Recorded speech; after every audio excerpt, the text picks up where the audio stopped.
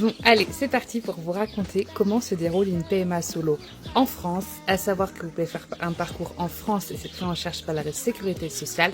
Sinon, vous pouvez aller faire votre parcours à l'étranger qui est beaucoup plus rapide mais beaucoup plus onéreux.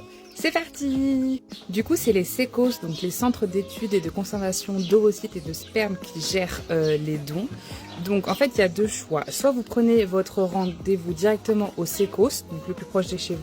Donc moi j'ai pris rendez-vous en septembre pour juin au CECOS de Nantes, ou alors vous pouvez faire directement votre suivi dans un centre de PMA, donc un centre de fertilité, qui eux enverront votre dossier ensuite au CECOS. Donc c'est à peu près les mêmes délais. Moi du coup, vu que le centre, j'ai pas de centre de fertilité proche de chez moi et que Nantes est qu'à 40 minutes de chez moi, je vais tout faire à Nantes. Du coup, moi, j'ai mon premier rendez-vous le 18 juin. Donc là, littéralement, dans une semaine et demie, j'ai trop hâte. Donc ça sera un rendez-vous avec une gynécologue PMA. Et à la fin de ce rendez-vous, je vais repartir avec plein d'ordonnances pour faire un bilan de fertilité. Je vais avoir une prise de sang à faire pour déterminer, pour voir les marqueurs hormonaux. Une échographie pour savoir le nombre de follicules, pour savoir si je suis en réserve précoce de follicules. Et également une hystérosalpingographie, en fait, qui est un examen pour savoir si vos trompes sont bouchées. Parce qu'en fait, à la suite de ces résultats, ça va déterminer si on va passer plutôt tout d'abord par une insémination ou alors directement par une FIV. À savoir qu'en France, il y a 6 inséminations et 4 FIV qui sont pris en charge par la sécurité sociale. Ensuite, il va y avoir d'autres rendez-vous au CECOS. Il va y avoir 2 rendez-vous avec une psy pour parler de votre projet, etc. C'est pas du tout des rendez-vous pièges, c'est juste pour comprendre votre vie, pourquoi vous voulez faire ça, comment vous imaginez la vie avec votre enfant, comment vous allez lui annoncer qu'il est né grâce à un don, etc. Et également un rendez-vous avec un biologiste pour savoir, suite à vos résultats, si vous allez passer en insémination, en FIV, si vous allez avoir d'abord une insémination sur cycle naturel ou si du coup, avec vos résultats, vous êtes obligé de faire une stimulation. Donc tout ça, c'est pris en charge par la sécurité sociale, mais il y a juste une chose qui n'est pas prise en charge. En fait, il faut aller voir un notaire pour faire un acte notariat qui s'appelle le consentement au don.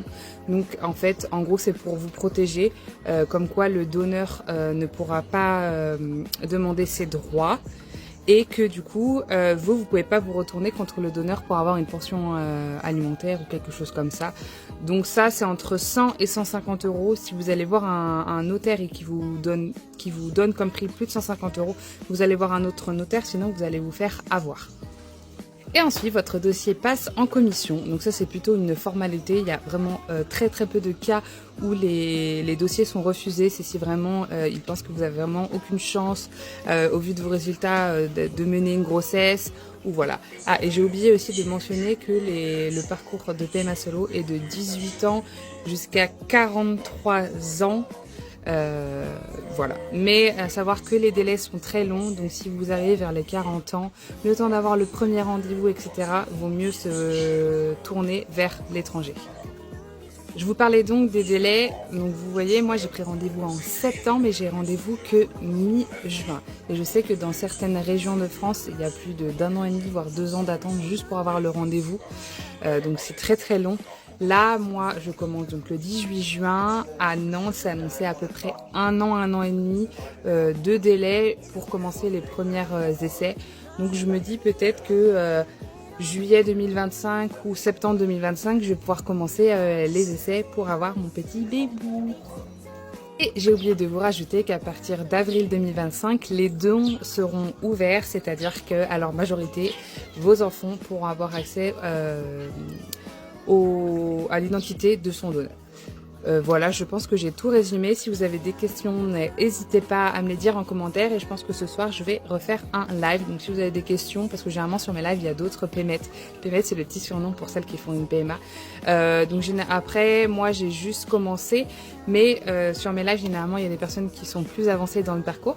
Donc n'hésitez pas, il y a beaucoup de personnes qui arrivent sur mes lives et qui posent des questions. Donc si moi, j'ai pas les réponses, il y en a d'autres qui vont pouvoir vous répondre. Donc voilà, et puis n'hésitez pas à vous abonner pour suivre mon parcours. Bye bye. Je viens d'apprendre que j'étais pas enceinte et que ma première fille n'avait pas fonctionné. j'ai jamais compris les gens qui se filmaient en train de chialer. Mais je trouve que c'est important que les gens aient conscience du parcours difficile des personnes qui font un accompagnement à la procréation médicalisée, non médicalisée à la procréation. Bref, ça fait des semaines que j'ai des examens, des prises de sang, des échos, que je prends des médicaments, j'ai subi 2 opérations. Et c'est vrai que voilà, c'est très coûteux en énergie, en stress aussi. Et c'est quelque chose qui ignore aussi les personnes qui ont la chance de pouvoir avoir des enfants sans que ça soit compliqué. Donc voilà, je ne sais pas pourquoi j'ai décidé de filmer ma réaction. J'ai quand même appelé mon amoureux avant. Mais voilà, après c'était que la première fille. Je savais que j'avais que 30% de chance. Et en plus j'ai 41 ans demain. Donc voilà, et j'avais aucun symptôme. Donc je vous cache pas que j'avais l'impression que c'était mal barré. Mais c'est reparti, on a un embryon qui nous attend et je vais tout tenter. Vous savez, Cooper, on peut perdre beaucoup d'argent en courant après une femme, mais on ne perdra jamais une femme en courant après l'argent.